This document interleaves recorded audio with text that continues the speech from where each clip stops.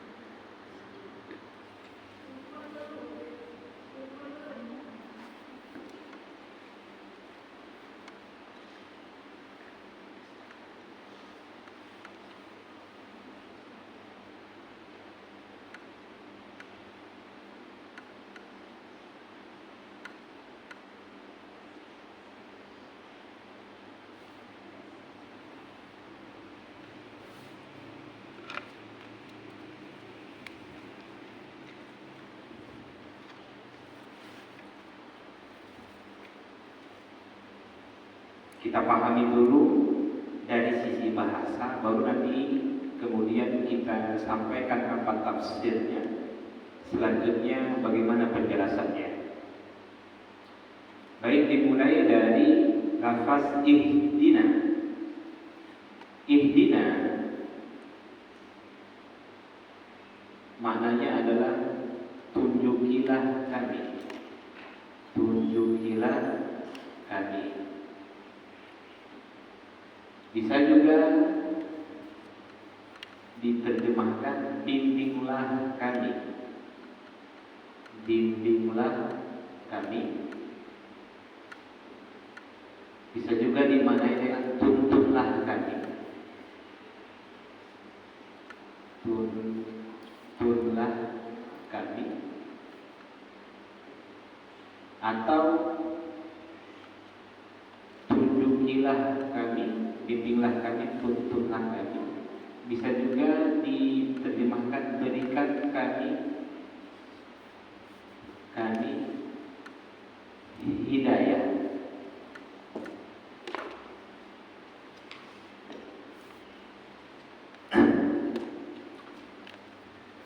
Ini sinonim bukan? Jadi substansinya sama, ya. Ihdina, kalau kita tinjau dari sisi bahasa, itu terambil dari kata huda. Huda artinya petunjuk. Petunjuk bisa juga dimaknai bimbingan, tuntunan. Sering kita menyebutnya dengan istilah hidayah. Hidayah. Hidayah itu sendiri udah diadopsi dari bahasa Arab. Huda, yahdi, hidayah. Jadi hidayah itu maknanya apa? Tuntunan.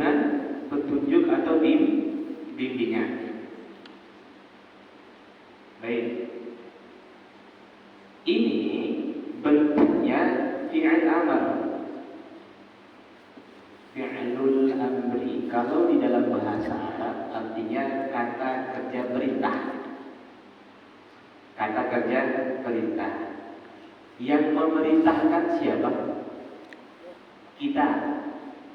Siapa yang kita perintahkan? Oke, susah bilang mau dijawab Allah, nggak mungkin Allah saya perintahkan, kan begitu?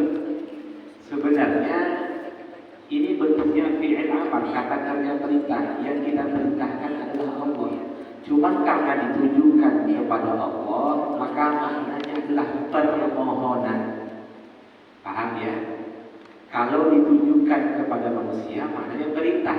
Tapi kalau perintah itu ditujukan kepada Allah, maknanya permohonan.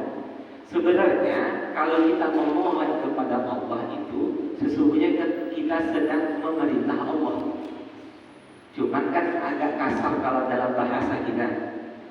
Nah, ya Allah tunjukilah kami. Itu kan kita sedang memerintah. Cuman kalau dibahasakan seperti itu agak kasar, maka dalam bahasa kita maknanya adalah permohonan. Jadi singkatnya, sederhananya, ketika kita mengucapkan kalimat ihdina, maka sesungguhnya kita sedang bermohon. Paham ya? Bermohon. Bermohon apa? Maka jawabnya adalah bermohon agar dianugerahkan hidayah. Bermohon hidayah.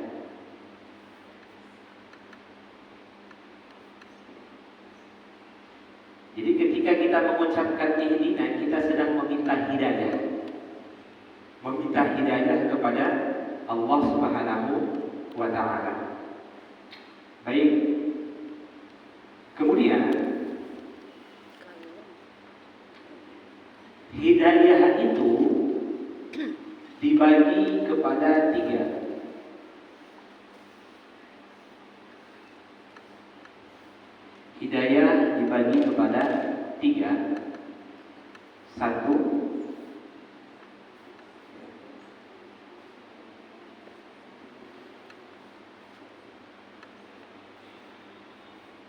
ada namanya hidayah ilmu. Kemudian yang kedua ada hidayah amal. Kemudian yang ketiga ada hidayah kekokohan.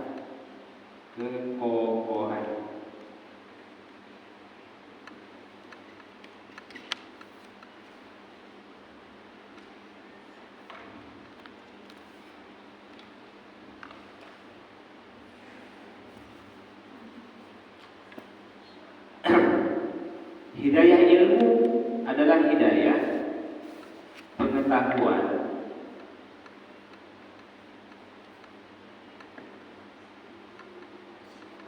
Oke.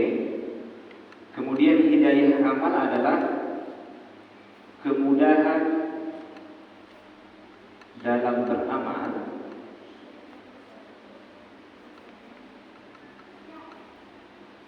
Kemudian kekokohan adalah konsisten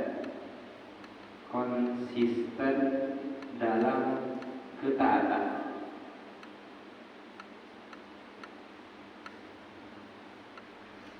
Sama Istiqomah. Sama halnya benar. Kekokohan, konsisten, istiqomah. Istiqomah itu artinya konsisten. Kita skip dulu, kita lanjutkan dulu, nanti baru kita jelaskan. Berarti ketika kita mengucapkan ihdina, sesungguhnya kita sedang memohon hidayah kepada Allah Subhanahu wa ta'ala. Hidayah apa? As-siratal mustaqim. Sirat itu adalah jalan. Mustaqim yang lurus. Yang dimaksud jalan yang lurus adalah jalan yang sesuai dengan hukum Allah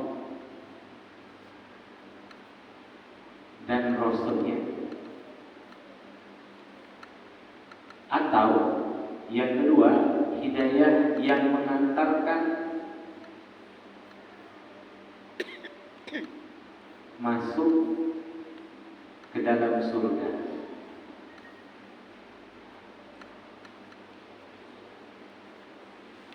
Oke, kalau siratal mustaqim, jalan yang lurus, itu maksudnya jalan yang sesuai dengan hukum Allah dan Rasulnya. Kemudian yang kedua, jalan yang mengantarkan seseorang masuk ke dalam surga. Baik. Sehingga setelah kita paham ini mudah, as-siratal mustaqim, maka yang dimaksud hidayah di sini adalah pengetahuan yang sesuai dengan tuntunan Al-Quran dan Sunnah. Oke, terbaca mudah. Pengetahuan yang sesuai dengan tuntunan Al-Quran dan Sunnah. Adapun amal adalah kemudahan dalam beramal yang sesuai dengan tuntunan Al-Quran dan Sunnah. Sudah? Kemudian lanjut, kekokohan konsisten dalam ketaatan. Ketaatan di sini berarti yang sesuai dengan tuntunan Al-Quran dan Sunnah. Berarti konsistennya itu adalah konsisten dalam amal soleh. Amalnya itu sesuai dengan tuntunan Al-Quran dan Sunnah. Pengetahuannya itu adalah pengetahuan yang sesuai dengan tuntunan Al-Quran dan Sunnah. Sehingga dapat disimpulkan, kalau kita membaca ihdinas siratal mustaqim, sesungguhnya kita meminta 3 perkara ini. 1, kita sedang meminta ilmu kepada Allah. Yang kedua, kita meminta kemudahan dalam beramal. Kemudian yang ketiga, kita meminta kekuatan agar istiqomah di dalam ketaatan. Paham sampai sini? Nah, contoh bagaimana Ustaz agar kami tahu membedakan apa sih beda hidayah ilmu, hidayah amal dengan hidayah kekokohan. Saya berikan contoh.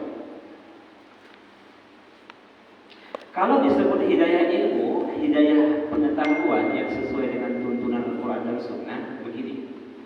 Jika ada manusia yang paham tentang ilmu sholat, paham ilmu sholat mudah, paham ilmu zakat, paham ilmu haji, paham ilmu umroh, paham fikih puasa, paham bagaimana cara berkeluarga yang sesuai dengan syariat Islam, berarti orang tersebut sesungguhnya telah mendapatkan hidayah ilmu.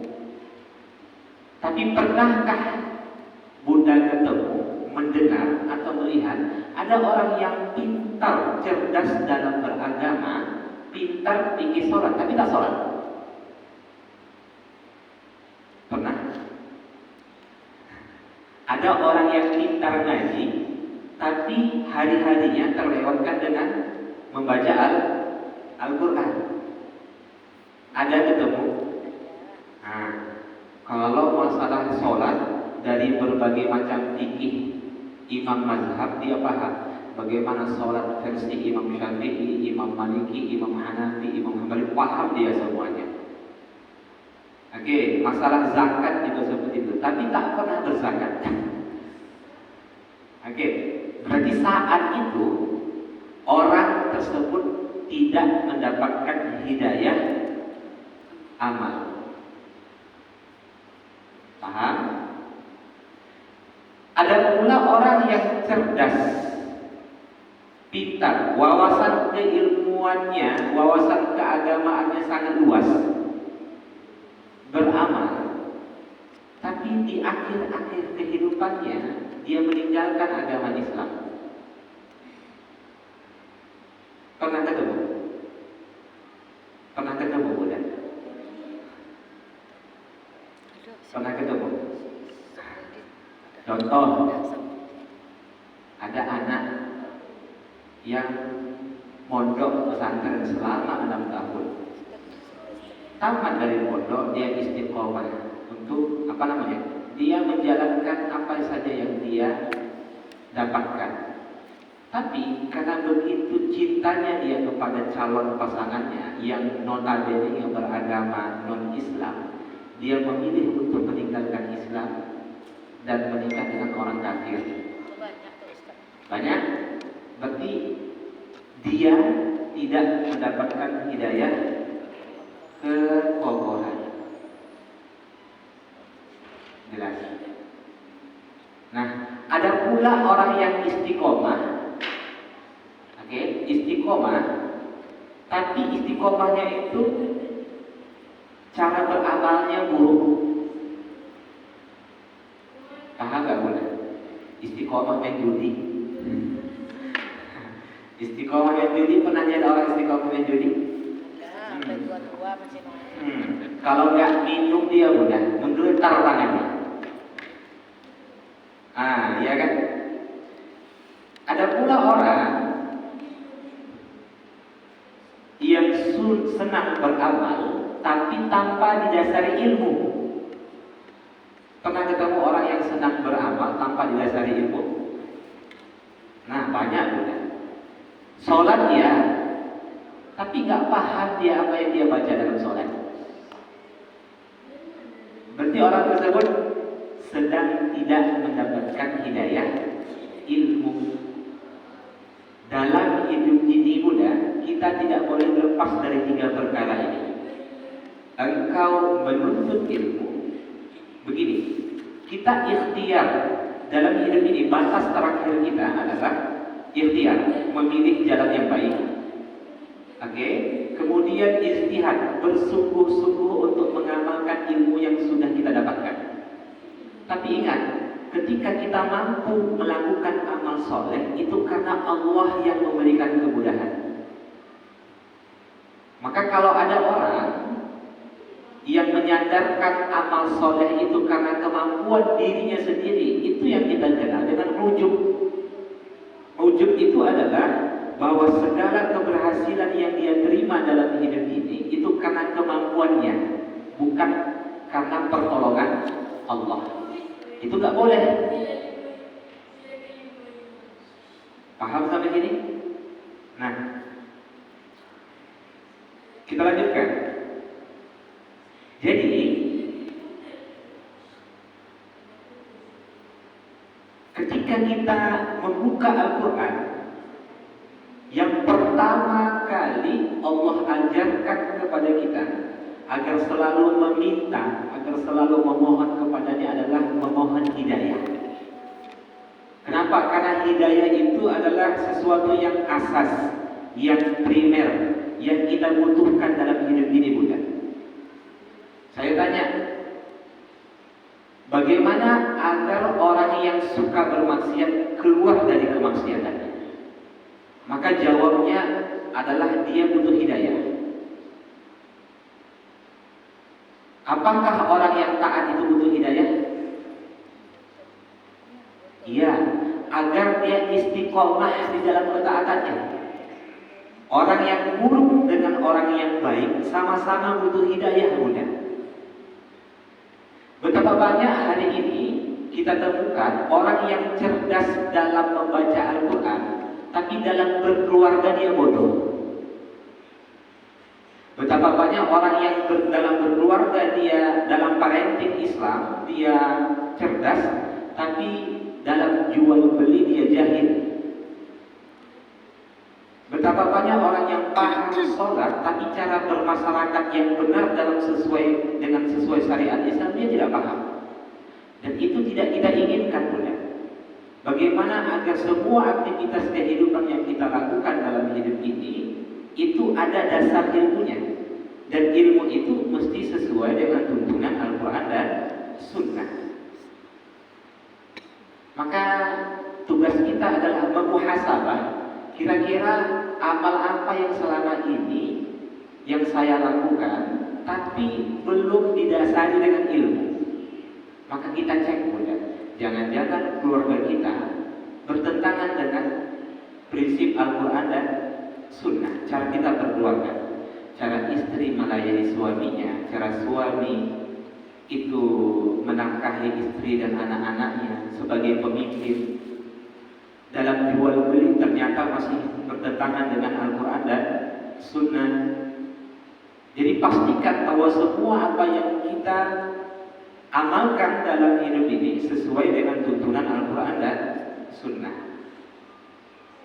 Nah, kembali lagi, maka kalau kita cek Bunda, Nabi dan para sahabat juga senantiasa memohon hidayah. Kenapa? Padahal mereka orang yang soleh. Karena Nabi dan para sahabat itu sadar sampai mati mereka tetap berada dalam ketaatan karena Allah yang menjaga, karena Allah yang memberikan pertolongan, karena Allah yang memberikan taufik.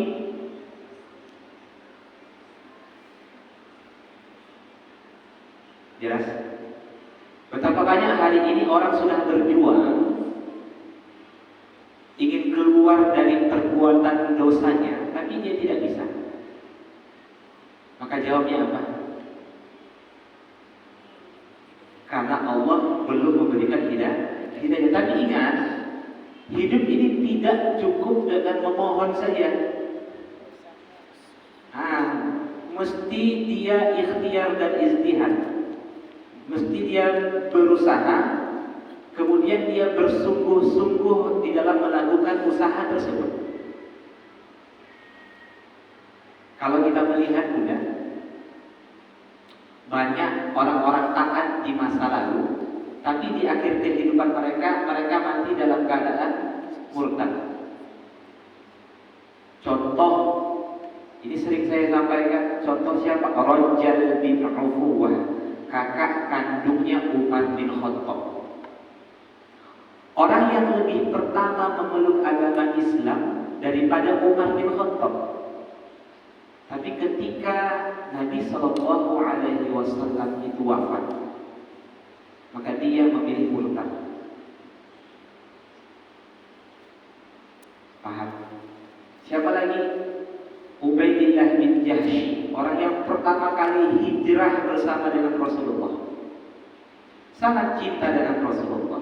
Tapi ketika Rasulullah Shallallahu Alaihi Wasallam wafat, dia mengikuti Musailamah al-Kadzab yang mengaku sebagai nabi palsu. Kalau amal soleh kita ini dan keimanan kita ini dibandingkan dengan Ubaidillah bin Jahsy belum ada apa-apa. Maka tak ada satupun di antara kita yang bisa menggaransi iman kita, yang bisa menjadikan kita mati dalam keadaan husnul khotimah kecuali Allah Subhanahu wa taala. Jangan sampai kita ujuk kita sempurna melulu. Kok kita bunda sempurna menutup aurat, istiqomah menghadiri pengajian, kemudian yakin mati dalam keadaan husnul? Ada yang bisa menjamin? Tidak ada Bunda. Yang bisa memastikan itu adalah Allah. Maka kalau begitu mintalah hidayah kepada Allah. Betapa banyak orang yang cerdas tapi tak beramal. Banyak orang yang beramal tapi tak istiqomah.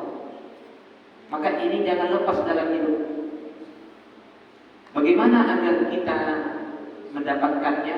Selain kita memohon hidayah, kita ikhtiar dan ijtihad. Paham sampai sini? Maka kalau begitu, ketika membaca ihdinas siratal mustaqim, kita benar-benar tulus, benar-benar berharap, benar-benar ada kesadaran. Ketika kita mengucapkan ihdinas siratal mustaqim, kita benar-benar berharap agar Allah memberikan hidayah kepada kita. Jadi jangan dibaca tanpa ada kesadaran. Menariknya, Allah ajarkan, nah di sini itu merujuk pada kami. Kalau kami, Bunda, artinya kita memohon hidayah bukan pada diri kita sendiri, tapi kepada semuanya. Bunda sholat, Ketika Bunda mengucapkan ihdina, sesungguhnya Bunda meminta agar suami mendapatkan hidayah, agar anak mendapatkan hidayah, tetangga mendapatkan hidayah. Karena kami di sini menunjukkan kepada seluruhnya. Jelas? Mungkin ada di antara kita atau di luar sana yang orang tuanya itu soleh tapi anaknya itu senang bermaksiat. Maka solusinya adalah ketika sholat benar-benarlah berharap ketika membaca ini. Ihdina, ya Allah berikan kami hidayah. Anak saya itu mungkin sampai saat ini melakukan kemaksiatan karena belum punya ilmunya. Iya kan? Betapa banyak bukan? Suami sekarang ini fokusnya itu hanya mencari nafkah. Tapi hakikat sebagai seorang suami yang mendidik istri dan anak itu dia tinggalkan. Berarti dia butuh hidayah. Butuh hidayah.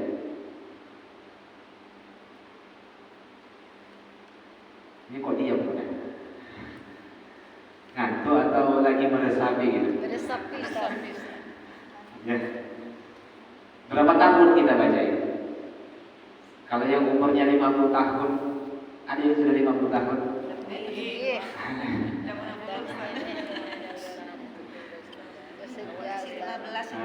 Alhamdulillah.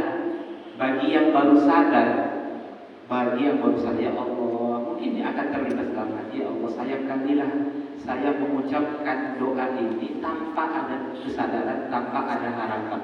50 tahun saya hidup, baru sadar saya bahwasanya apa yang saya baca. Sedangkan salah satu di antara adab dalam berdoa itu dia mengerti apa yang dia minta. Salah satu yang menjadikan doa itu diijabah oleh Allah, dia tulus, dia jujur, dia benar-benar berharap. Bagaimana muncul rasa harap itu kalau dia tak paham apa yang dia baca? Allah mengajarkan kepada kita hal yang pertama kali yang mesti kita baca, yang mesti kita panjatkan, yang mesti kita mohon kepada Allah bukan agar dosa diampuni, bukan pula rezeki dunia, tapi yang pertama kali Allah ajarkan kepada kita mohon hidayah. Mohon hidayah. Mohon maaf pula. Betapa banyak orang yang di luar sana dia tahu bahwasanya pekerjaan itu haram, tapi dia belum bisa keluar. Bagaimana agar keluar dari pekerjaan itu? Dia butuh hidayah. Saat itu dia tahu itu dosa, berarti dia punya hidayah ilmu, tapi belum mampu dia untuk keluar. Berarti yang belum dia dapatkan apa? Hidayah amal. Bagaimana dia agar keluar? Maka dia butuh hidayah apa? Ya Allah, berikan aku kekuatan di dalam melakukan apa saja yang aku ketahui. Aku tahu itu benar, tapi aku belum bisa keluar. Berikan aku kemudahan, berikan aku pertolongan agar keluar dari perbuatan maksiat itu. Maka itu semua Allah rangkum pada kalimat ihdinas siratal mustaqim. Jelas? Nah, silahkan sebelum kita lanjutkan ada yang ingin tanya. Saya tidak mau lewat begitu saja, Bunda. Yang belum paham tanyakan. Ustaz, waktu kita sholat sendiri, bukan di berjamaah sendiri, kita kan membaca ihdinas siratal mustaqim. Kita kan baru paham nih, bimbinglah, tunjukilah, tentulah kan gitu, Ustaz. Apakah boleh kita berhenti sejenak gitu untuk meneruskan ayat berikutnya? Boleh. Boleh, Bunda. Karena salah satu juga kebiasaan para sahabat Rasulullah dan para sahabat ketika mereka bertemu dengan ayat-ayat yang sangat menyentuh hati mereka, itu mereka ulang-ulang malah. Dulu sahabat itu ada yang dalam sholatnya terus membaca surah Al-Ikhlas karena kecintaannya dengan surah Al-Ikhlas. Sampai-sampai sahabat yang mendengar pada saat itu meremehkannya, mengadu kepada Rasulullah. Apa ya Rasulullah, si fulan itu dalam sholat terus membaca surah Al-Ikhlas. Dia bertanya kepada Rasulullah seakan-akan meremehkan sahabat tersebut. Taunya cuma baca surah Al-Ikhlas. Maka disitulah apa yang dikatakan Nabi, sesungguhnya surah Al-Ikhlas itu sebanding dengan sepertiga Al-Quran. Maksudnya apa? Kalau seseorang cinta dengan satu surah, dia baca itu dengan membaca itu terus mengingatkan dirinya, itu dibolehkan.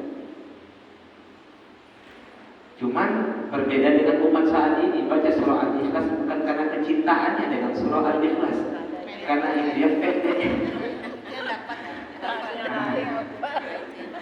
Nah, mudah kalau cinta dengan surah Ar-Rahman, baca terus surah Ar-Rahman itu. Ada orang, saya mohon maaf, saya ketika mendapatkan masalah dalam hidup saya, yang saya baca terus menerus itu sampai saya keluar dari masalah saya, itu surah Al-Insyirah. Alam nashrah laka sadrak wa wada'na 'anka wizrak. Karena di situ Allah menuntut kita bagaimana agar keluar dari masalah itu. Jadi setiap masalah yang kita hadapi sudah ada tuntunannya. Cuman karena tidak paham, jadi dia membaca surah Al-Insyirah itu ya biasa-biasa saja. Nah, ketika sholat nangis dia, ada imam baca surah Al-Insyirah, bukan karena ayat itu, karena teman di sampingnya nangis, dia pun ikut nangis. Ada muhasabah bareng-bareng nih, mati lampu, iya kan? Nah, dia orang pada nangis semua, dia pun ikut nangis. Sebenarnya nangisnya dia bukan karena ayat itu, karena terikut suasana. Jadi kita ini nangis karena apa? Makanya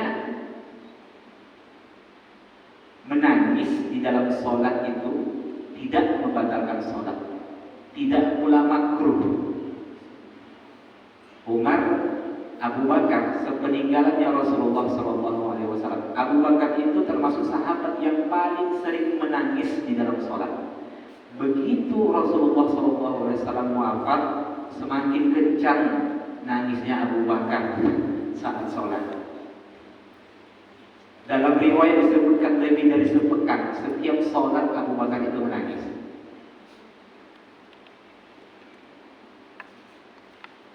Oke. Dalam hadis juga disebutkan Nabi itu digambarkan oleh sahabat ketika dalam sholat itu seperti gemuruh unta. Maksudnya menunjukkan betapa sedihnya Rasulullah ketika sholat. Sampai seperti itu. Jadi menangis itu boleh. Mungkin dia teringat dengan dosa-dosanya di masa lalu, atau mungkin dia takut dengan azab Allah, atau mungkin karena dia menyelami ayat itu, atau mungkin karena lagi ada masalah. Nah, biasanya kita ini kalau nangis itu kapan? Lagi ada masalah, lagi karena butuh, baru sujud itu 10 menit sudah. Tapi saat sudah bahagia, doa pun tinggal. Oke, jadi kesimpulannya bahwasanya kita orang yang bermaksiat dia butuh hidayah agar keluar dari kemaksiatannya. Bahkan orang yang taat pun dia butuh hidayah agar istiqomah di dalam ketaatannya. Ya. Ustaz, jadi hidayah dulu datang ke kita atau apa dulu? Ketaatan kita dulu gimana? Nah, maka kalau kita paham ayat sebelumnya, yang Allah perintahkan pertama kali apa? Minta pertolongan atau ibadah? Sebelum ayat ini mudah. Coba lihat. Iyyaka na'budu wa iyyaka nasta'in. Mana yang didahulukan? Ibadah dulu atau memohon pertolongan? Ibadah dulu mudah. Iyyaka na'budu, kepadamu kami beribadah dan kepadamu kami memohon pertolongan. Yang didahulukan apa? Ibadah dulu. Berarti ibadah dulu baru mohon pertolongan. pertolongan. Jangan terbalik sibuk memohon pertolongan tanpa ada ikhtiar. Ibadah itu kan bagian dari ikhtiar, bukan? Jelas ya? Maka kalau kita bertanya, ya Allah, kalau kita kaitkan mudah, ya Allah, Engkau perintahkan kepada kami agar senantiasa beribadah kepadamu. Engkau perintahkan kepada kami agar senantiasa memohon pertolongan kepadamu. Lantas kita bertanya, ya Allah, kalimat terbaik apa yang mesti kami minta, yang bisa mewakili semuanya? Maka Allah ajarkan, lihat rahmat Allah itu. Allah ajarkan, ucapkan ihdinas siratal mustaqim. Paham kan? Nah, manusia, tipe manusia kan itu mudah. Ada yang berilmu tapi tidak beramal. Ada yang sudah punya ilmu, beramal tapi tidak istiqomah. Hari ini dia beribadah, besok dia tinggalkan ibadah itu. Malam dia beribadah, pagi dia bermaksiat. Nah, itu tidak kita inginkan, bukan? Dan itu salah satu perbuatan yang tidak disukai oleh Allah Subhanahu wa Ta'ala. Kenapa? Karena dia bermain dengan sifat Allah Maha Pengasih, Maha Penyayang, Maha Pengampun, Maha Penerima Taubat. Nanti kan Allah Maha Penerima Taubat, dosa sajalah dulu. Nanti kan kalau sudah buat dosa, minta ampun akan dimaafkan. Itu hamba yang bandel.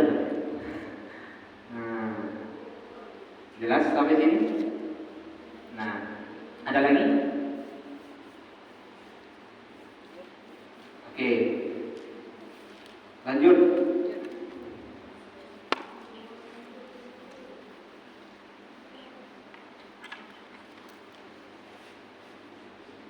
Saya tanya, kenapa ada orang yang ketika dia melakukan dosa, kemudian dia bertaubat kepada Allah, di kemudian hari dia tidak melakukan dosa lagi? Jawabnya apa? Karena Allah sudah memberikan hidayah. Hidayah apa? Hidayah untuk istiqomah. Hidayah kekokohan. Karena ada hidayah ilmu, ada hidayah amal, ada hidayah kekokohan. Konsisten dalam beramal atau istiqomah. Itu maksudnya udah apa? Saya tanya lagi supaya paham nih. Ada orang yang konsisten dalam melakukan sesuatu, tapi sesuatu yang dia lakukan itu ternyata jauh dari perintah Al-Quran dan Sunnah. Ya, jauh dari hidayah apa? Ilmu. Mau tidur taunya judul saja, judi online. Kan sampai mati judul itu kan istiqomah dalam keburukan. Nah, ada pula orang yang punya sangat suaranya merdu, ngaji itu subhanallah. Kalau di depan orang dia ngaji cantik pula, indah, bagus, tapi tak pernah ngaji. Paham ya maksudnya? Begitu dia pulang, dia tak pernah ngaji. Itu yang dia mendapatkan hidayah apa? Hidayah amal. Hidayah. Oke. Nah, ada orang yang paham sholat. Oke. Tapi dia tidak paham bagaimana cara jual beli dalam syariat Islam. Apa yang belum dia dapatkan? Hidayah ilmu. Nah, jelas. Paham ini tapi tidak paham ini. Cerdas sekali dalam ilmu sains, tapi dalam beragama bodoh sebodoh-bodohnya. Itu hidayah apa? Ilmu benar. Dalam ilmu sains dia paham, dokter masalah kesehatan, tapi cara sholat nggak tahu. zakat nggak tahu, cara haji nggak tahu, cara umroh nggak tahu, cara bermasyarakat dalam Islam nggak tahu, tapi soal pengobatan jangan tanya. Punya ilmu dia di agama. Nah, Tapi Ustaz, ada juga yang rajin sholat, ibadah, tapi tidak tahu cara yang sebenarnya sholat itu gimana. Tapi dia rajin ibadah gitu kan. berarti dia dapat hidayah amal, tapi tidak dapat hidayah ilmu. Khusyuk sekali. Sholat 3 rakaat sholat subuh. Sakit banyak.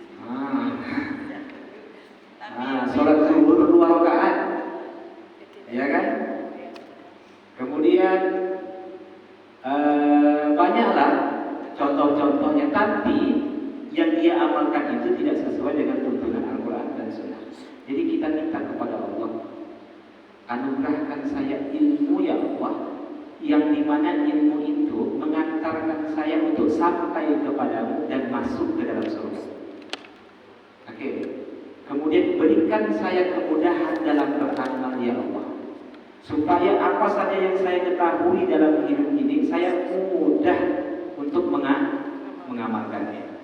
Setelah itu saya, ya Allah, bantu saya agar istiqomah di dalam ketaatan sampai mati ya Allah. Bantu saya agar istiqomah. Kalau hari ini saya istiqomah untuk sedekah setiap Jumat, Senin, dan Kamis itu berpuasa, terus bantu saya agar istiqomah melakukan itu sampai mati.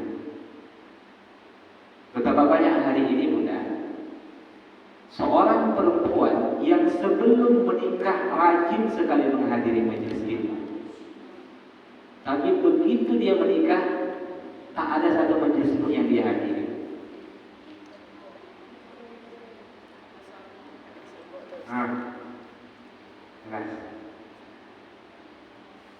Suami juga seperti itu. Dulu sebelum menikah, masya Allah, setiap masjid ada wajahnya Bunda.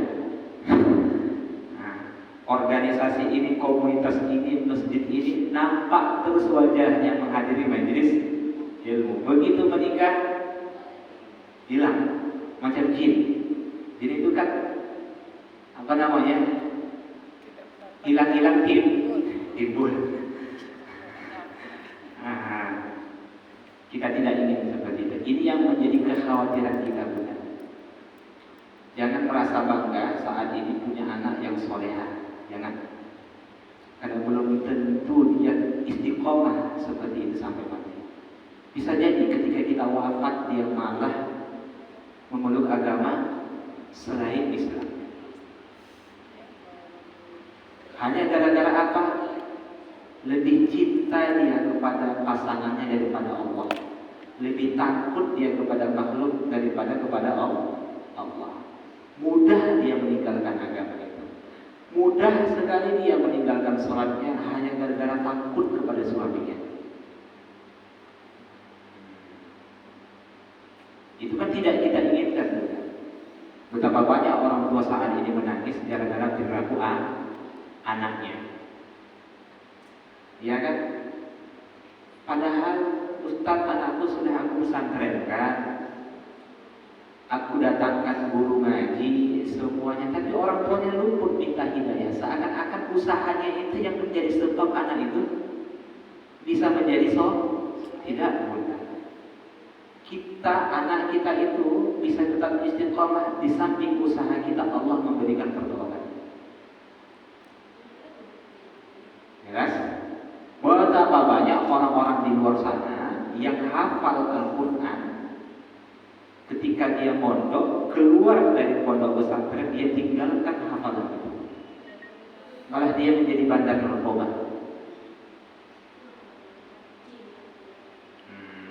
Jadi kita tidak ingin seperti itu kan? Maka mintalah hidayah. Jadi orang tua cukup gak dengan doa? Orang tua cukup gak dengan doanya setiap hari? Agar anaknya bisa istiqomah dalam. Iya, di samping kita ikhtiar dan istihad mendidik anak itu Bunda, kan itu kan bagian dari ibadah. Iya, karena bentuk ibadah kita mendidik anak itu menjadi soleh. Wa iya nasta'in, kita memohon pertolongan agar anak itu tetap istiqomah dalam ketaatan. Itu maksud iya karena wa iya nasta'in Bunda. Jadi nggak cukup kalau andai disebutkan wa iyyaka nasta'in, berarti hidup ini cukup minta saja, iya kan? Berarti salah dong.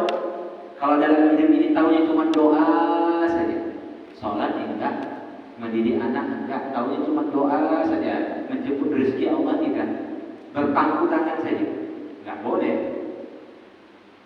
Ketika engkau tidak keluar dari rumahmu menjemput rezeki Allah, berarti engkau sedang melanggar perintah Allah. Karena Allah perintahkan engkau keluar menjemput rezeki. Menjemput rezeki Allah itu bagian dari ibadah. Ketika keberhasilan, tapi nggak cukup dengan itu saja, engkau harus selalu memohon pertolongan kepada Allah agar semua urusanmu dimudahkan.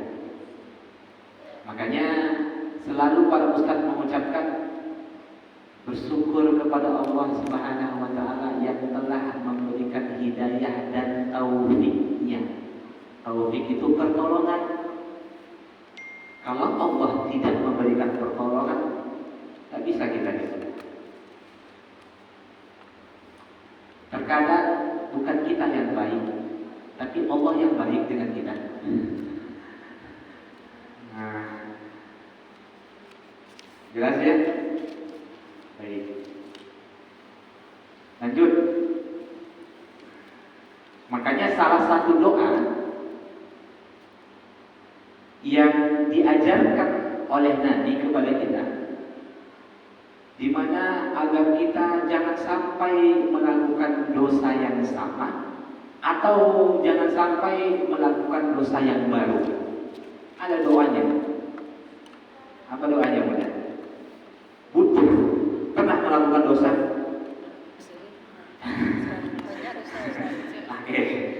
Oke. Sepakat kita semua pernah melakukan dosa. Oke, menyesali dosa itu, Bunda. Bertekad untuk tidak mengulang kembali. Kenapa masih terulang?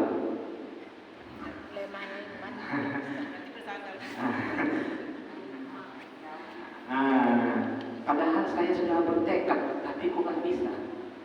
Berarti Allah belum berikan kamu kemudahan atau pertolongan. Nabi ajarkan kepada kita, ucapkan satu doa yang dimana doa itu engkau panjatkan, engkau serius, engkau tulus benar-benar berharap, ya kan engkau akan dijauhkan dari perbuatan dosa. Apa bunyi doa itu? Allahumma ba'id baini wa baina khotoyaya kama ba'adta bainal masyriqi wal maghribi. Ada yang baca doa itu? Tunjuk tangan. Itu doa iftitah itu kan banyak, Bunda. Ada Allahu akbaru kabira walhamdulillahi katsira wa subhanallahi bukratan wa asila. Ada wajjahtu wajhiya lillazi fatara samawati dan seterusnya. Ada inni wajjahtu dan seterusnya. Ada alhamdulillahi hamdan katsiran thayyiban mubarakan fi. Ada lagi Allahumma ba'id baini. Rugi sekali, Bunda, kalau Bunda tidak membaca doa iftitah ini dalam sholat. Makanya jangan Allah Akbar kabir saja. Sekali-kali ganti dengan doa itu. Tujuannya untuk mengamalkan seluruh sunnah Nabi.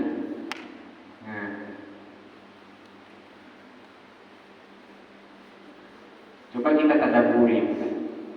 Allahumma ba'id. Allahumma ba'id baini wa baina khotoyaya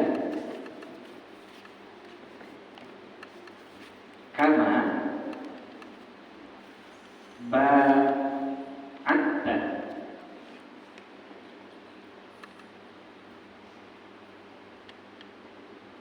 bainal masyriqi wal maghribi.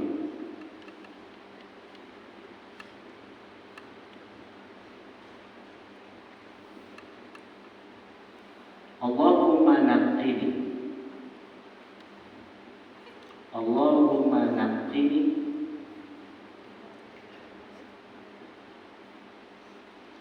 minal khotoya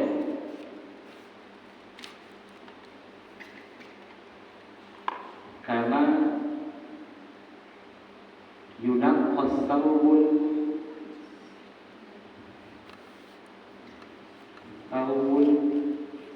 abyadu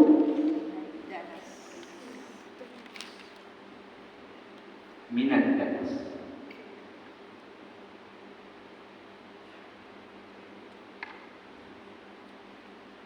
Allahumma ighsil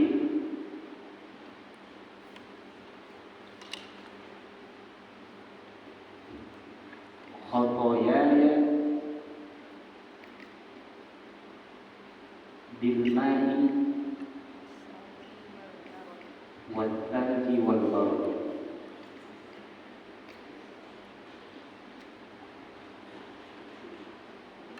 Nah, saya menghimbau kepada Bunda untuk menghafalkan doa iftitah ini. Tidak wajib, hanya himbauan saja. Nanti kalau diwajibkan pekan depan nggak hadir pula. Nah, doa Allahumma ba'id. Coba perhatikan Bunda. Ya Allah, jauhkan.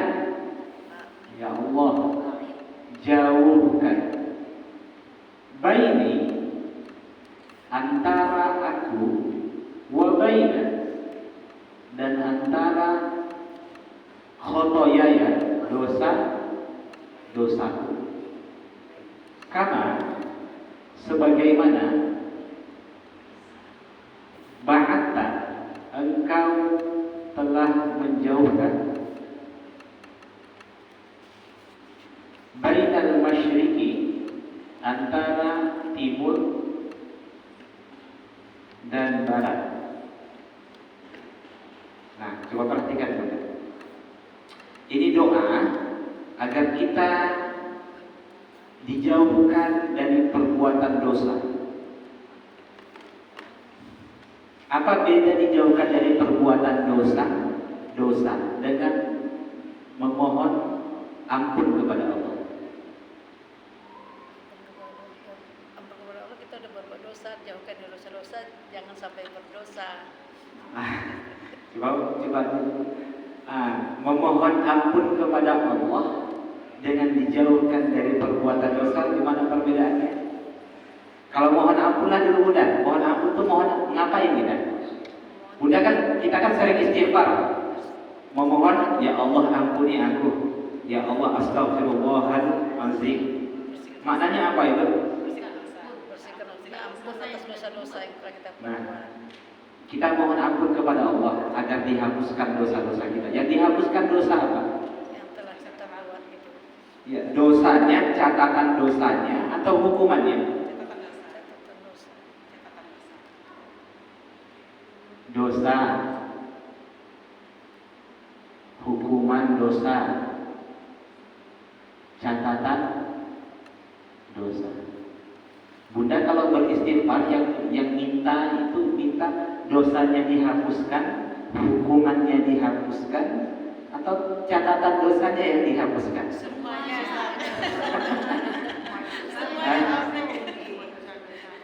Yang benar adalah kalau kita memohon ampun kepada Allah itu istighfar itu Bunda, itu kita meminta dosa kita dihapuskan. Oke, hukumannya juga dihilangkan. Tapi catatan dosa sampai hari kiamat ditegakkan tidak akan pernah terhapus. Nanti pasti dapat Nanti ketika hari kiamat kita kembali diingatkan oleh Allah atas semua dosa yang kita lakukan dalam hidup ini. Sekalipun dosa itu sudah dihapus dan hukumannya sudah dihilangkan, catatan kriminal itu sudah akan tetap ada sampai hari kiamat. Pernah nyuri gorengan ibu kantin sekolah dulu? Ada nanti. Nyuri mangga pas lagi jalan gitu kan, itu ada nanti, kembali akan diingatkan oleh Allah di hari kiamat. Tapi hanya sebatas diingatkan, dosa dan hukuman itu sudah dihapus. Makanya Fudail bin Iyad pernah mengatakan, aku malu di hadapanmu ya Allah sekalipun engkau telah mengampuniku. Paham maksudnya? Aku malu di hadapanmu ya Allah sekalipun engkau telah mengampuniku. Maksudnya apa? Catatan kriminal itu masih ada. Maka jangan sampai ada istilah kan dosa kecil. Tak apa-apa, buat saja lah. Kan dosa besar, nanti kan bertaubat. Iya, dosa dan hukumannya dihapus, tapi catatan dosa itu tidak akan pernah hilang. Kalla inna kitabal fujjar lafi sijjin. Sesungguhnya catatan orang yang berbuat dosa itu Allah taruh di sijjin. Para ulama tafsir mengatakan sijjin itu adalah di dasar bumi yang ketujuh. Sedangkan kalla inna kitabal abrar lafi 'illiyyin. Sesungguhnya catatan orang-orang yang melakukan kebaikan itu, amalnya catatannya itu ditaruh 'illiyyin, langit ketujuh. Lihat betapa adilnya Allah. Allah tidak menyamakan catatan kebaikan dengan catatan dosa. Berbeda ya bukunya mudah. Apalagi nanti kedudukan manusia di akhirat, ada surga, ada neraka. Nah, jadi yang dihapus apa? Dosa dan hukuman. Catatan dosa tidak akan pernah hilang. Ada yang nanti ditampakkan di halayak ramai, ada yang antara dia dengan Allah saja. Paham? Allah ingatkan dosa-dosanya, tapi hanya antara Allah dengan dirinya saja. Tapi ada yang diingatkan nanti di depan halayak ramai. Itulah sebabnya kita meminta agar Allah menutup aib kita, baik di dunia maupun di akhirat. Kita lanjutkan. Ya Allah, berarti maksudnya sini ya Allah jauhkan antara aku dan antara dosa-dosaku sebagaimana engkau telah menjauhkan antara timur dan barat. Timur dan barat itu sampai kapanpun sudah tidak akan pernah bersatu. Paham ya? Timur dan barat sampai kapanpun tidak akan pernah bersatu. Kita memohon kepada Allah, ya Allah jauhkan aku dengan dosa-dosaku sebagaimana engkau telah menjauhkan timur dan barat yang selamanya tidak akan pernah bersatu. Nanti ya Allah, lindungi aku agar tidak lagi melakukan dosa di masa yang akan datang sampai kapanpun. Paham ya benar? Itu maksudnya ya Allah, lindungi aku agar tidak melakukan dosa di masa yang akan datang sampai kapanpun. Lihat, siapa yang membaca ini? Pertama kali Rasulullah, maksum terbebas dari dosa, seorang nabi, seorang rasul, khalilullah, kekasih Allah, sayyidul anbiya wal mursalin, penghulu dari segala nabi. Pun begitu, Nabi membaca doa ini. Kenapa? Kenapa boleh? Karena Nabi sadar, Nabi tidak melakukan dosa di kemudian hari, di sisa-sisa kehidupan Nabi, karena Allah yang menjaga. Bunda pernah mendengar cerita di mana Rasulullah SAW ketika ingin melewati suatu tempat yang di mana tempat itu ada perempuan-perempuan yang membuka auratnya, yang meminum khamar. Allah pingsankan Nabi supaya tidak melihat itu. Lihat betapa bagaimana cara Allah menjaga Rasulullah SAW. Terkadang ada di dalam hati ini niat untuk melakukan dosa, tapi tersandung begitu keluar dari rumah, tidak jadi berangkat. Itu bentuk penjagaan Allah mudah. Keluar di tengok kan. Dulu aku masa kuliah, dia sering meremehkan aku, sekarang kaya nih. Contoh lah, aku akan hina-hina dia. Begitu reunian SMP, SMA dan lain sebagainya. Begitu mau keluar dari rumah kesandung batu dia, nggak jadi berangkat. Dosa tidak jadi dilakukan. Itu bentuk penjagaan Allah. bahwa terkadang musibah itu Bunda yang kita terima itu juga salah satu hikmahnya agar Allah menghindarkan kita dari musibah yang lebih besar.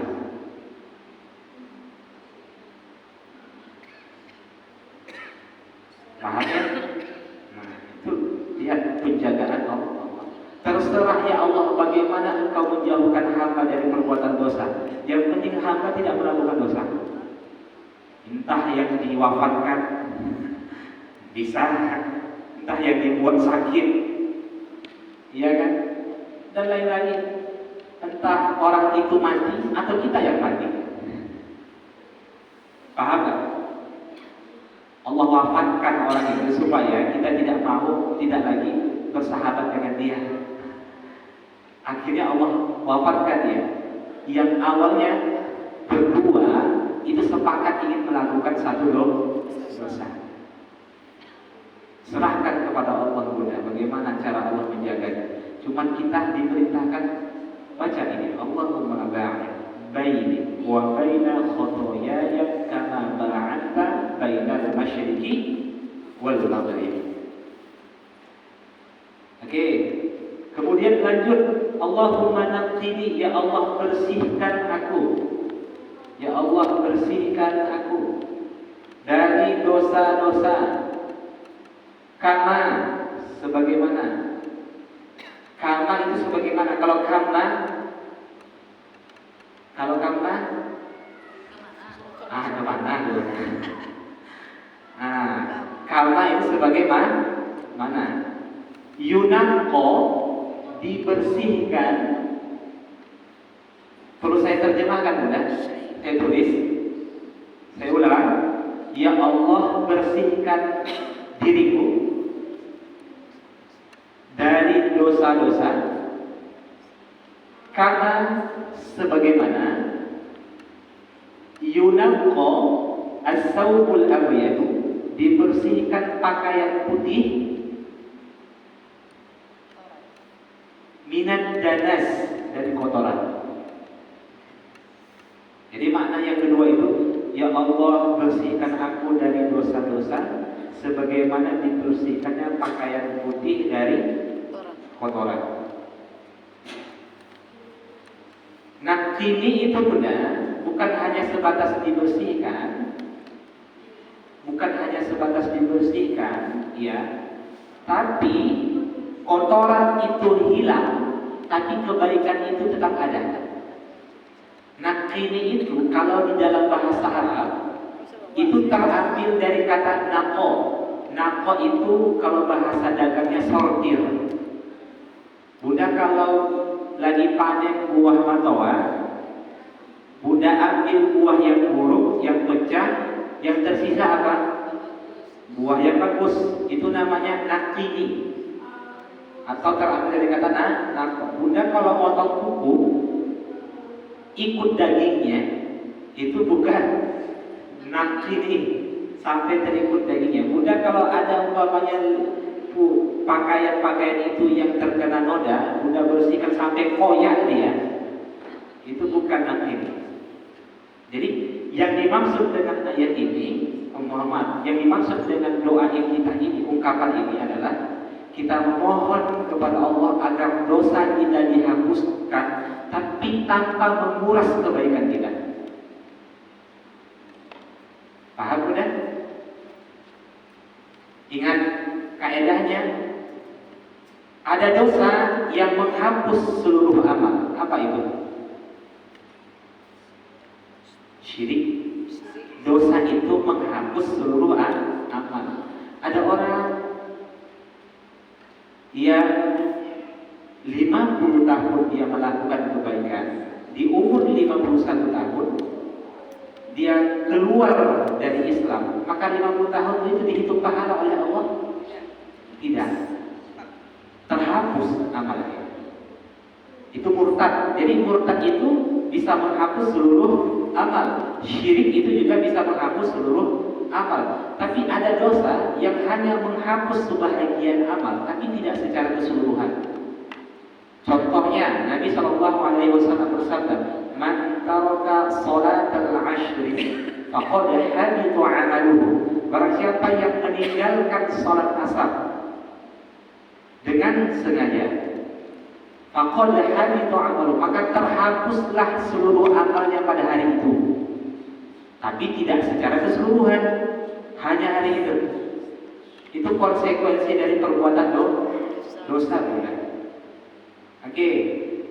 Setiap kebaikan yang kita lakukan dalam hidup ini secara otomatis itu menghapus dosa kecil.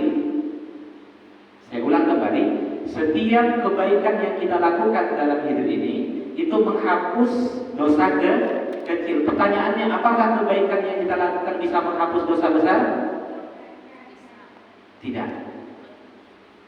Hanya dengan taubat yang bisa menghapus dosa besar.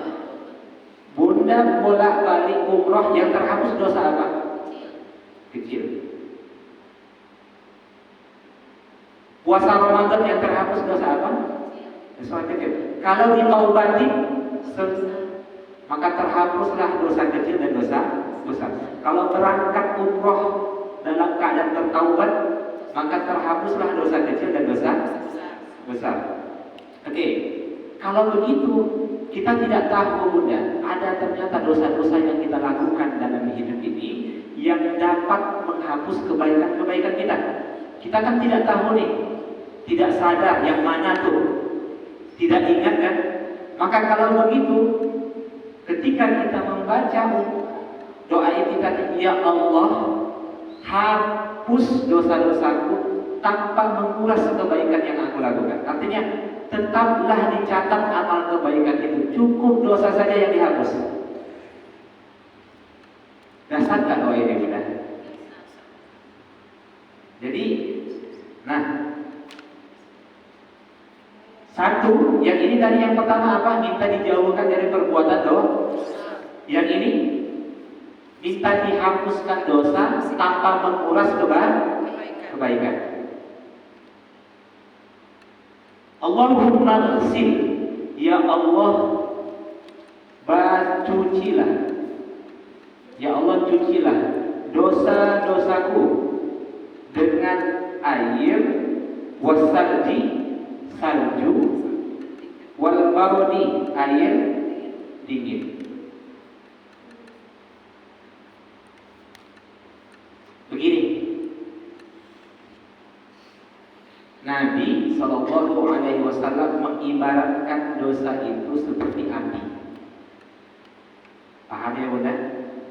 Nabi mengibaratkan dosa itu seperti api. Maka kalau orang yang melakukan dosa mengantarkan pelakunya masuk ke dalam neraka jahanam. Kenapa? Karena dia sedang melakukan bermain-main dengan api. Orang marah selalu ada ungkapan lagi panas barang tuh. Emosi, temperamen itu menunjukkan sedang berapi-api dia kan. Sedangkan kebaikan itu Nabi ibaratkan seperti air dingin. Paham? Jadi yang dimaksud kata para ulama dari ungkapan ini, ya Allah, yang dimaksud yang cucilah dosa-dosaku, ya Allah, hapus hukuman-hukuman atas dosa-dosa yang aku lakukan. Jangan sampai dosa-dosa itu mengantarkan aku masuk ke dalam neraka-Mu. Paham sampai sini, Bunda? Berarti yang pertama tadi apa? Saya ulang. Minta dijauhkan dari perbuatan dosa. Yang kedua, tanpa menguras kebaikan. Yang ketiga, minta dihilangkan hukumannya. Lihat, sempurna kan? Satu, minta dijauhkan dari perbuatan dosa. Yang kedua, minta dibersihkan dosa-dosa itu, namun kebaikan itu tetap dicatat. Yang ketiga, minta hukumannya dihapuskan. Jangan sampai dosa-dosa yang kita lakukan dalam hidup ini mengantarkan kita masuk ke dalam neraka. Nah, ini Bunda, bentuk ikhtiarnya Rasulullah dengan cara berdoa. Walaupun Nabi itu orang yang soleh, orang yang istiqomah dalam ketaatan, pun demikian Nabi selalu berdoa. Karena Nabi sadar, Nabi bisa menjaga dirinya agar tidak kembali melakukan dosa karena Allah yang memberikan pertolongan. Jelas sampai sini? Nah, kalau begitu, saya ulang kembali lagi, jangan remehkan, jangan sepele. Kedepannya, kalau kita membaca surah Al-Fatihah ayat ke-6 itu, benar-benar ada kesadaran, benar-benar berharap, benar-benar tulus. Kita ingin hidayah.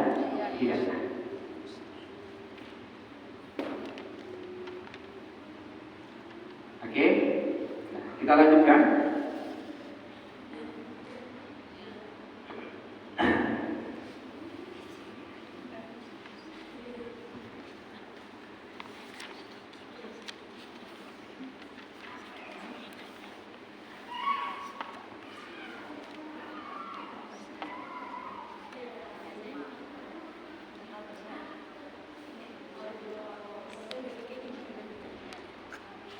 Selanjutnya ayat terakhir, Siratal ladzina an'amta 'alaihim.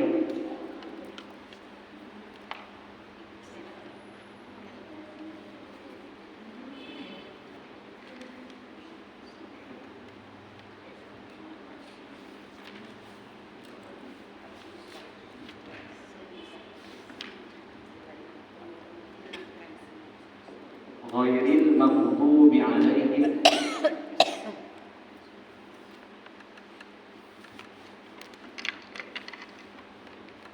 waladhdallin.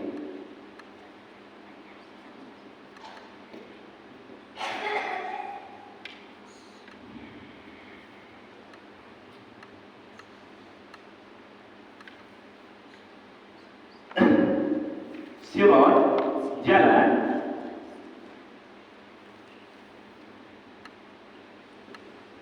Alladzina, orang-orangnya, an'amta, engkau telah beri nikmat, alaihim, atas mereka.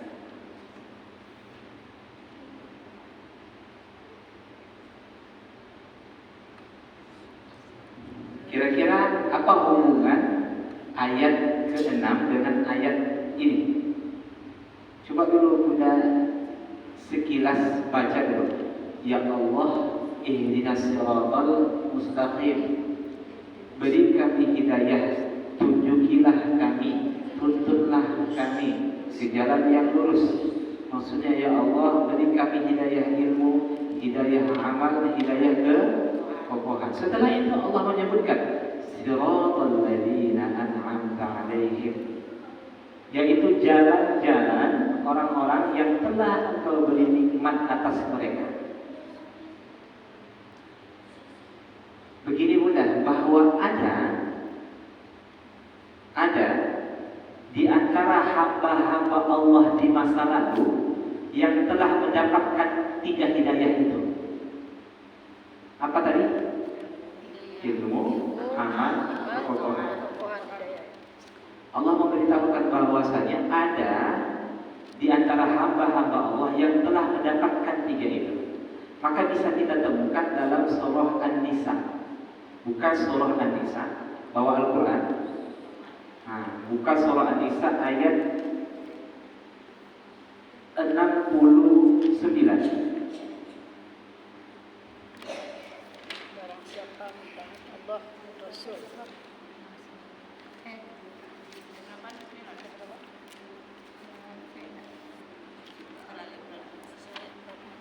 Ayat 9. Ya. Sekalian istirahat mudah. Lama berdiri juga capek kan?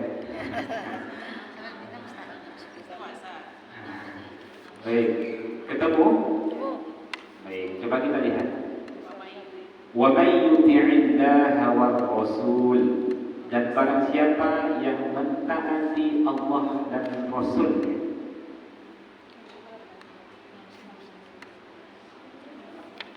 faulaika ma'al ladzi an'ama Allahu 'alaihim. Mereka itu akan bersama-sama dengan orang-orang yang dianugerahi nikmat oleh Allah. Siapa mereka?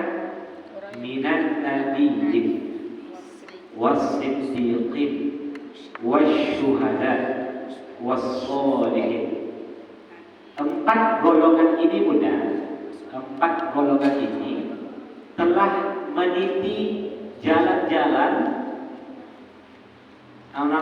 telah meniti apa yang telah Allah anugerahkan kepada mereka. Apa itu? Mereka telah berilmu, mereka telah beramal, mereka telah istiqomah taat sampai mati. Kita lihat minan nabiyyin. Pertama, para nabi.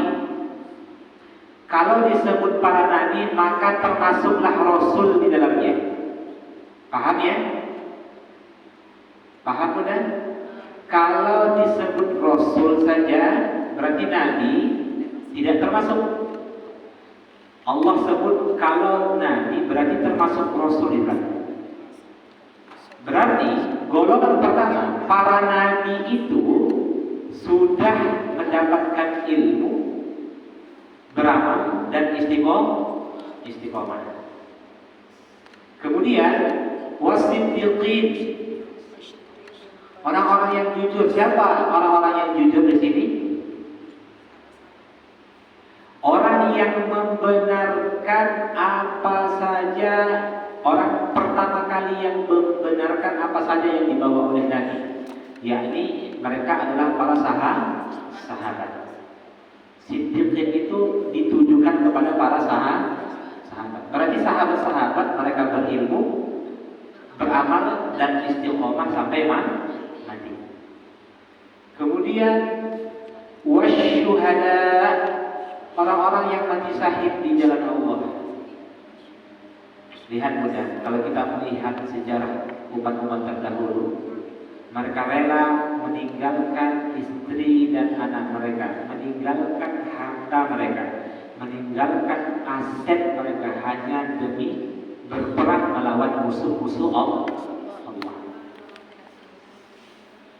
Makalah disebut mereka telah berilmu, beramal dan istiqomah.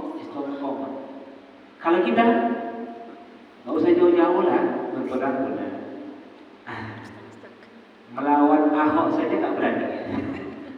Diam saja. Udah urusan mereka tuh. Kira-kira ada yang di sini suami lah. Kalau perempuan itu kan tidak diwajibkan untuk berperang. Tapi jihad, para perempuan itu diperintahkan oleh Allah untuk jihad tapi tanpa peperangan. Apa itu? Umrah. Paham kan?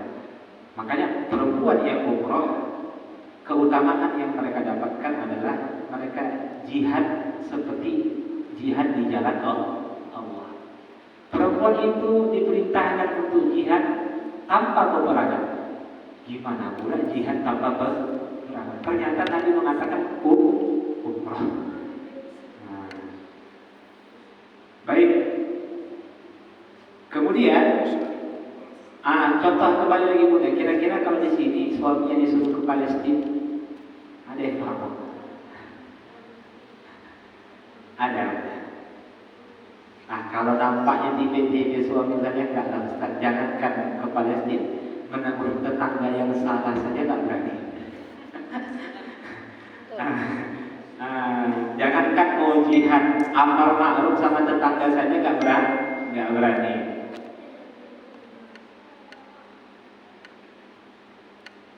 Kemudian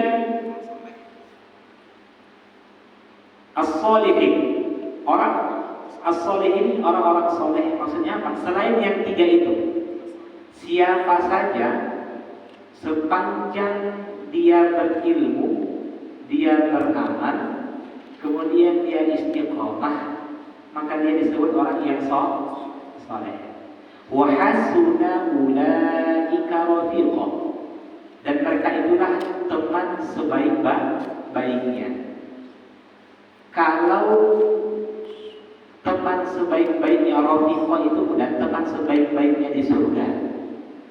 Maksud kata para ulama adalah yang dimaksud dengan teman sebaik-baiknya di sini adalah teman di surga. Berarti keempat ini sudah dijanjikan oleh Allah mereka akan masuk surga. Oke. Setelah kita paham, yaitu jalan-jalan yang telah engkau beri nikmat atas mereka. Berarti siapa itu? Para nabi, siddiqin, sahabat, orang-orang yang syahid, kemudian orang-orang yang soleh. Berarti yang dimaksud dengan ayat ini Bunda, kita juga harus maksudnya kita diperintahkan oleh Allah Subhanahu wa taala bagaimana agar dalam menjalani kehidupan ini tidak cukup dengan memohon hidayah saja, tapi mesti mengikuti jalan-jalan orang-orang terdahulu dalam mengamalkan agama. Paham ya? Kalau kalian ingin bahagia, seakan-akan Allah mengatakan, kalau kalian ingin bahagia, kalau ingin mendapatkan surganya Allah, ingin dijanjikan surga, maka yang mesti kalian lakukan adalah ikuti jalan-jalan orang-orang terdahulu yang telah Allah beri nikmat kepada mereka. Paham ya? Berarti kita diperintahkan untuk apa? Mengikuti. Ikuti jalan para nabi, para syuhada, kemudian sahabat, kemudian syuhada, kemudian orang-orang soleh terdahulu. Orang-orang soleh terdahulu. Itulah sebabnya kita beramal ini Bunda. Kita harus mengambil ibrah, pengajaran. Kalau kita mendapatkan musibah, lihat bagaimana orang-orang terdahulu, bagaimana mereka menyelesaikan musibah itu. Iya guys? Saat diuji melalui pasangan, maka kita lihat bagaimana kisah Nabi Nuh, Nabi Lut, yang istri-istri mereka itu durhaka. Iya kan?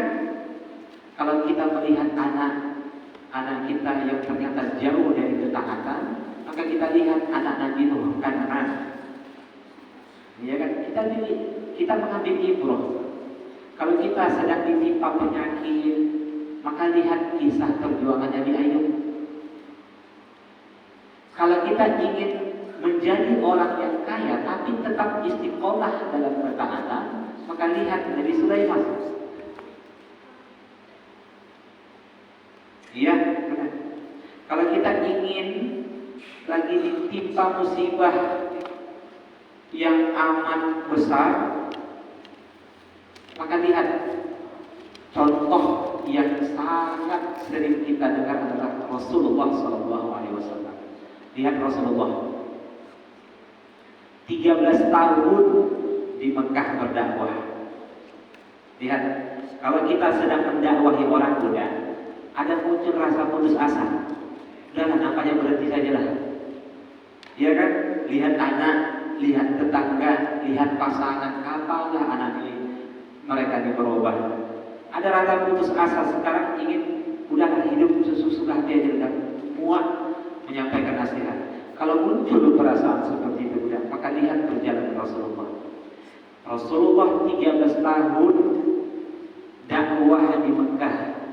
Oke, 8 tahun dakwah di Madinah. Baru dibuka kota Mekah. Baru dikuasai kota Mekah. Rasulullah wafat pada umur 63 tahun. Dilantik sebagai seorang rasul di umur 40 tahun. 2 tahun lagi Nabi wafat, menjelang Nabi wafat, baru dikuasainya kota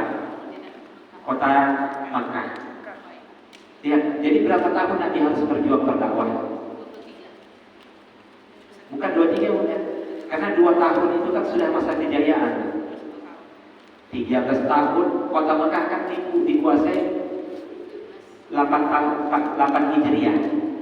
8 tahun setelah Nabi hijrah.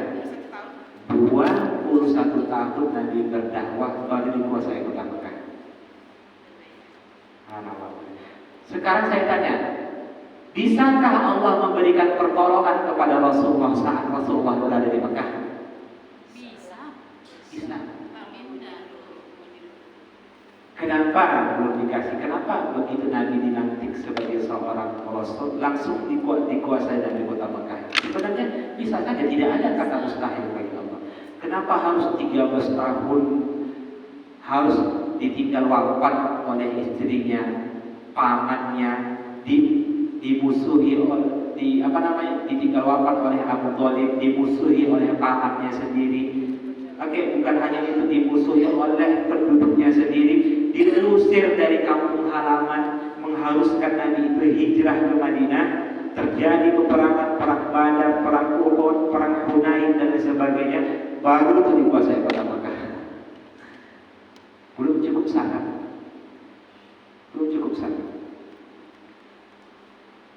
Sampai pada saat itu sahabat banyak mengeluh, mata Nasrullah, kapan datang pertolongan Allah wahai Muhammad? Engkau kan seorang nabi, berdoalah supaya diberikan pertolongan. Tidak harus seperti sahabat-sahabat banyak mati, istri-istri kita banyak yang gugur, suami-suami yang banyak gugur di medan perang, anak-anak dibunuh. Minta pertolongan kepada Allah. Sampai-sampai sahabat, mata Nasrullah, kapan datang pertolongan Allah? Ala inna nasrullah qaribun. Ketahuilah sesungguhnya pertolongan Allah itu sangat dekat. Enggak dijawab Allah langsung datang, tapi dekat lagi pertolongan itu. Makanya ketika terbukanya kota Mekah itu, Allah perintahkan Nabi ngapain pun dan kaum muslimin, tidak aja nasrullahi wal fath. Apabila telah datang pertolongan Allah dan kemenangan, maksudnya terbukanya kota Mekah. Wa ra'aitan nasa yadkhuluna fi dinillahi afwaja. Pada saat terbukanya kota Mekah itu Muhammad, maka engkau akan melihat manusia berbondong-bondong memeluk agama Islam. Maka sikapmu fasabbi, sucikan Allah. Karena mungkin selama ini di dalam hatimu ada muncul perasaan kenapa pertolongan itu terlambat datang. Iya kan benar? Itu biasa bagi kita, ya Allah, padahal Engkau maha menyaksikan, Engkau maha melihat, Engkau maha perkasa. Kenapa saudara-saudara kami, hamba-hamba yang di Palestina belum segera sucikan Allah? Karena pasti ada hikmahnya. Kenapa Allah belum memberikan pertolongan? Bihamdi rabbika, dengan memuji nama Tuhanmu. Ingat Muhammad dan kaum muslim, kalian menguasai kota Mekah ini karena anugerah Allah semata. Ucapkan puji Allah. Wastaghfir, dan mohon ampun. Karena mungkin selama perjuangan kalian dalam berdakwah ada dosa yang kalian lakukan. Maka memohonlah ampun. Itu yang membuat umat Kristiani yang saat ini banyak memeluk agama Islam, bukan? Karena begitu mereka buka sejarah, ketika dikuasai kota Mekah, Allah perintahkan Nabi dan kaum muslim itu bertasbih, bertahmid dan beristighfar. Biasanya orang-orang barat kalau sudah menguasai satu negeri, mereka berpoya-poya, minum khamar bareng-bareng gitu kan. Tapi Islam tidak. Jelas sampai ini. Jadi lihat perjuangan Rasulullah SAW. Maka ambil ibrah dari orang-orang soleh terdahulu. Jelas ya? Ghairil maghdubi alaihim. Jadi kalau ingin mendapatkan nikmat, sama seperti orang-orang terdahulu yang diberi nikmat oleh Allah, maka jadikan diri kita di antara 4 golongan ini. Paham ya Bunda? Saya tanya, Nabi sudah nggak masuk kita kan? Nggak mungkin kita jadi Nabi lagi kan? Oke. Kita silang ya. Berarti nggak masuk nih ya. Sahabat masuk? Silam. Berarti 2 lagi kesempatan kita. Sahib, berani? Bisa ya, bisa enggak? Tapi nyari yang Nyali nampaknya Ustaz. Oke. Setidaknya orang-orang soleh. Jadi kalau ingin hidup sehidup sesurga, maka ikuti jalan-jalan orang-orang terdahulu.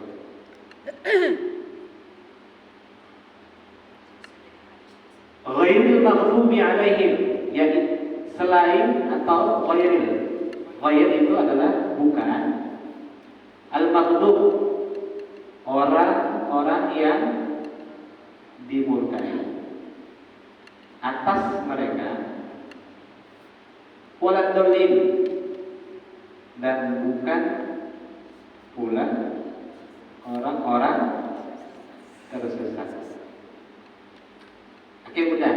Lihat, Allah Subhanahu wa Ta'ala memerintahkan kita agar mengikuti orang-orang soleh terdahulu. Oke, dan diperintahkan pula kepada kita agar menyelisihi orang-orang buruk terdahulu. Nah, orang-orang buruk terdahulu itu dibagi kepada 2. Ada orang yang dimurkai, ada pula orang yang tersesat. Oke, siapa orang yang dimurkai itu? Siapa Bunda? Selama ini Bunda kalau membaca Al-Maghdub, orang-orang yang dimurkai, siapa? Kaum Samud. Oke, itu contohnya.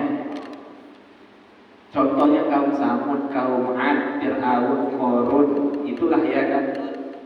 Tapi sesungguhnya Allah tidak menunjuk orangnya, tapi Allah menunjuk sifatnya. Kalau ditunjuk orangnya berarti orang-orang itu saja.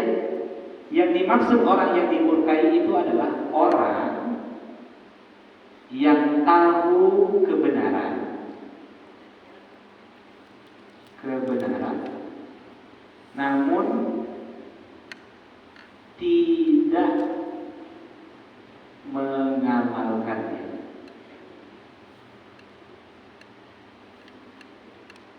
Orang yang tahu kebenaran namun tidak mengamalkannya, atau dengan kata lain punya ilmu namun tidak beramal. Punya ilmu namun tidak beramal, itu orang-orang yang dimurkai. Lihat tuh, Bani Israel sudah ditampakkan mukjizat di depan mereka, ya kan? Tapi masih tetap ingkar. Orang-orang Yahudi itu kan ditampakkan. Begitu juga kaum Samud, umatnya Nabi Soleh, ditampakkan di depan mereka itu unta yang keluar dari bongkahan batu, tetap juga tidak mau taat. Tahu kebenaran tapi tidak mau beramal. Maka jangan tunjukkan kepada orang lain, jangan-jangan itu kita. Paham gak Bunda? Jangan-jangan itu kita. Tahu sholat tapi tak sholat, pintar ngaji tapi tak ngaji, pintar zakat tapi tak zakat. Jangan-jangan itu kita. Tahu bahwasanya kewajiban seorang Islam itu amar ma'ruf nahi, diam saja.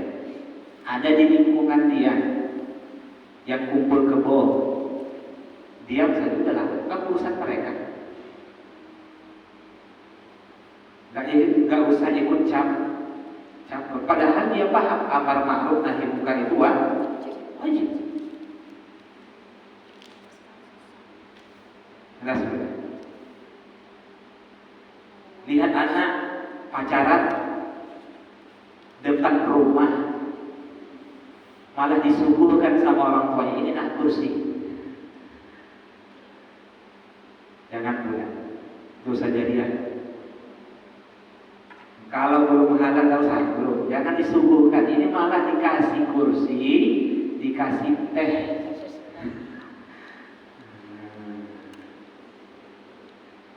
Padahal dia paham, emaknya paham, ayahnya paham.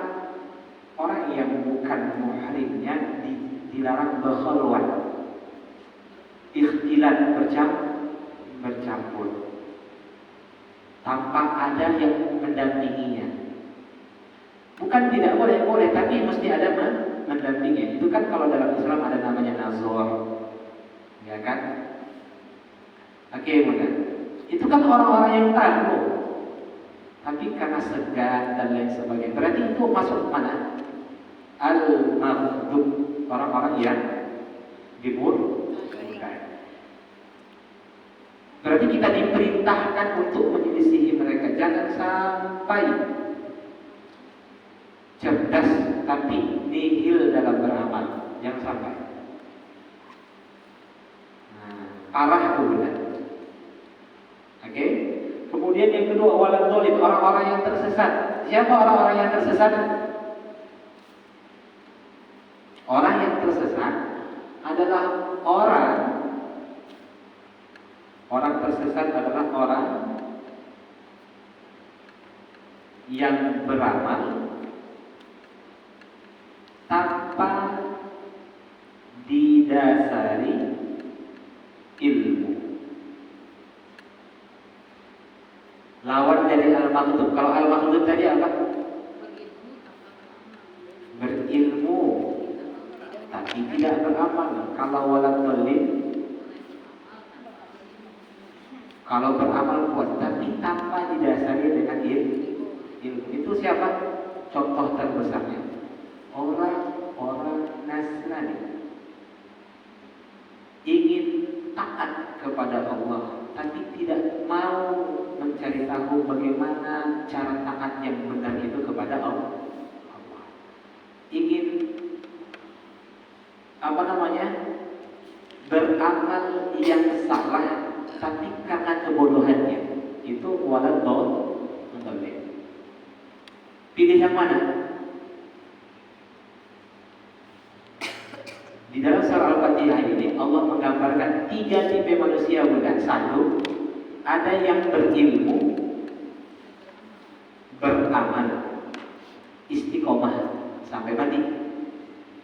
Yang kedua, ada yang beramal tanpa didasari.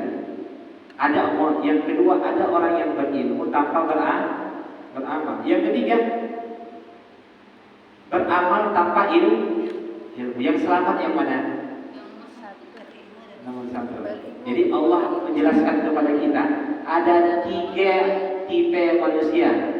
1, kalau kita acak mudah, dia berilmu tapi tidak beramal. Yang kedua, dia beramal tanpa ilmu, bodoh. Yang ketiga, taunya semangat beribadah tapi ibadahnya salah. Yang ketiga, berilmu, beramal, istiqomah. Oke. Lihat benar. Jadi Allah ingin membimbing kita, jadilah seorang hamba yang berilmu, beramal, kemudian istiqomah sampai mati. Oke. Jadi pastikan semua yang kita lakukan mudah ada dasar ilmunya. Contoh, senang ngaji tapi bacaannya bermasalah. Tahu dia bacaannya bermasalah tapi tak mau belajar. Itu orang apa? Al-dhalin atau al-maghdub? Saya tanya. Senang baca Quran tapi tak mau belajar bagaimana cara benar dalam membaca Al-Quran. Bahasa Arabnya ad-dhalin atau maghdub? Kalau maghdub dimurkai, kalau dhalin tersesat. Dhalin senang baca Quran tapi tak mau mempelajari bagaimana cara membaca Al-Quran itu tersesat, orang-orang tersesat menjaga sholat tapi tidak mau tahu bagaimana cara yang benar di dalam melaksanakan sholat. Itu masuk mana? Dolim atau al-makhdub? Masih bingung jawabnya. Al-makhdub atau ad-dolim? Senang sholat tapi nggak mau tahu bagaimana cara yang benar dalam sholat. Al-makhdub atau ad-dolim? Al-Mahdub karena dia tidak mau belajar, tidak mau. Ikhtilaf nampaknya ulama. Nah, Dia lagi ibadah tapi ada ilmunya. Dia tidak mau katanya. Oke, yang lain diam saja sebelah kanan apa yang benar. Oke, berarti dia orang yang tersesat benar, semangat beribadah, tapi jahil dalam beribadah. Itu maksudnya berarti dia masuk orang yang tersesat, beribadah tanpa didasari ilmu. Oke, ada pula orang yang zakat 1 tahun haulnya, nisabnya 85 gram emas, uangnya sudah 100 juta, 80 juta, dihitung-hitung ternyata sudah sampai nisabnya, tak mau berzakat. Itu masuk mana? Al-makhdub.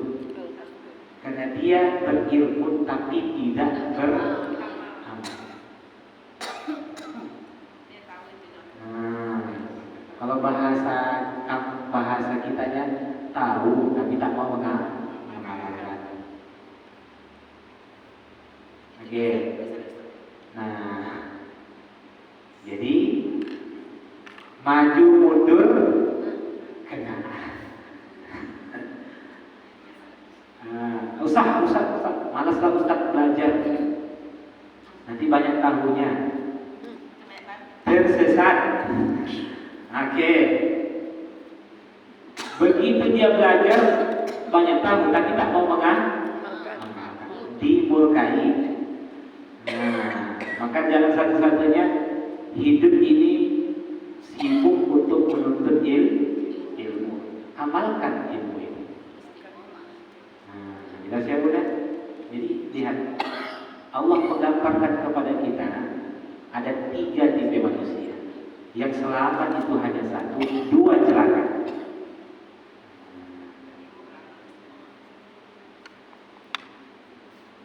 Jelas ya Bunda? Jangan kata saya ini orang yang selamat. Bisa saja saya ini orang yang sibuk menyampaikan ilmu tapi nihil dalam beramal. Saya orang yang paling celaka. Nah, kalau masalah dakwah semangat, tapi kosong dalam beribadah. Makanya paling besar tanggung jawab itu Ustaz. Yang paling pertama kali mendapatkan azab itu adalah orang-orang yang tahu.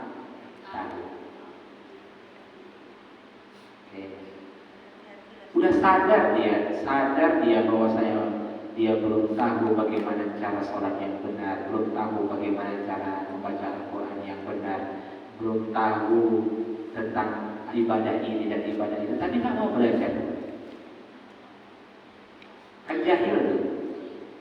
Berarti dia masuk golongan orang-orang yang tersesat.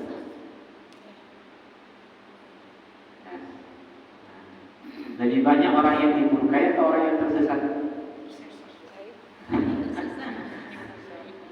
Lebih banyak orang yang tersesat, Bunda. Lebih banyak orang yang tersesat. Ya.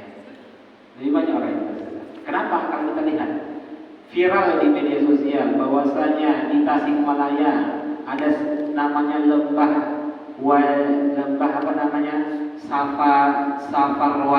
Safarwadi, yang apabila orang masuk ke gua itu maka dia sudah melaksanakan haji. Ribuan orang berbondong-bondong ke sana. Kalau ingin haji nggak perlu ke Mekah, ke Tasikmalaya saja. Masuk ke dalam goa, labbaik Allahumma labbaik. Bodoh, jahil. Nah, oke. Setiap ada saja orang yang mengaku nabi, banyak pengikutnya. Nah, paham ya? Setiap, makanya yang paling kuat polisi di dunia ini adalah polisi Indonesia.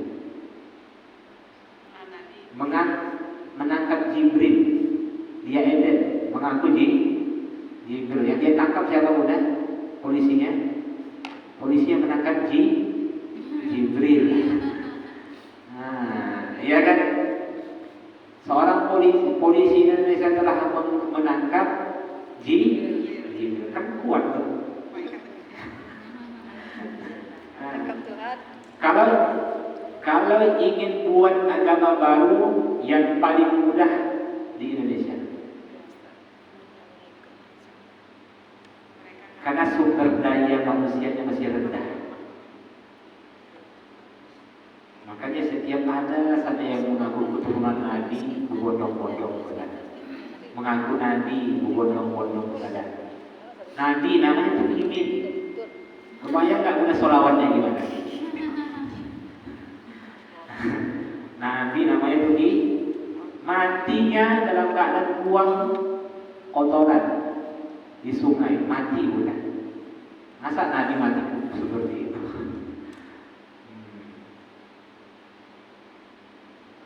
Jelas ya?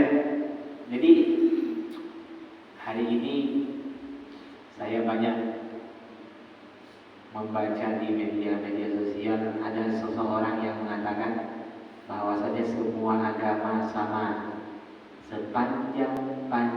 sepanjang dia adalah orang yang baik, tidak membunuh, tidak mencuri, tidak mengambil hak orang lain, maka dia akan masuk surga. Profesor dari Universitas Islam Syarif Hidayatullah Jakarta, saya lihat komennya, inilah ustazah yang toleransi, tidak seperti ustaz-ustaz yang lain yang egois, yang mengatakan hanya agamanya saja yang masuk surga. Ribuan orang komen setuju. Hanya sedikit orang kemudian yang salah dia sumber daya manusia itu.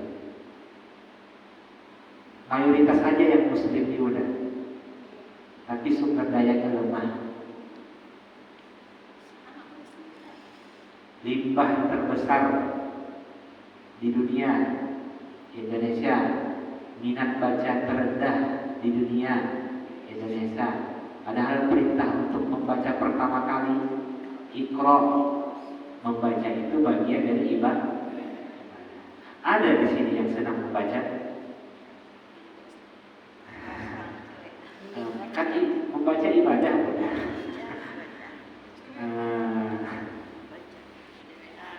Bisa dihitung, mohon maaf bukan. Ada satu komunitas organisasi dakwah di Riau. Saya hadir di situ. Dia ingin menjadi dai di salah satu organisasi tersebut. Ditanya, buku apa yang kamu punya di rumah? Tak ada. Dia ingin menjadi pendakwah. Tak ada satu buku pun yang di rumahnya. Impossible. Ya Allah. Jadi kita tidak ingin seperti itu. Kita ingin kita cerdas, tapi bukan hanya cerdas saja, tapi kita diberikan kemudahan untuk mengamalkan ilmu yang kita dapatkan dan dibantu agar istiqomah di dalam ketaatan. Baik, waktu habis ya Bunda. Insyaallah pekan depan kita akan sampaikan kesimpulan intisari Al-Fatihah dari ayat pertama sampai ayat terakhir, baru kemudian kita lanjutkan surah An-Nas. Barakallahu fikum jami'an. Subhanakallahumma wa bihamdik, nasyhadu an la ilaha illa anta, nastaghfiruka wa natubu ilaik. Assalamualaikum warahmatullahi wabarakatuh.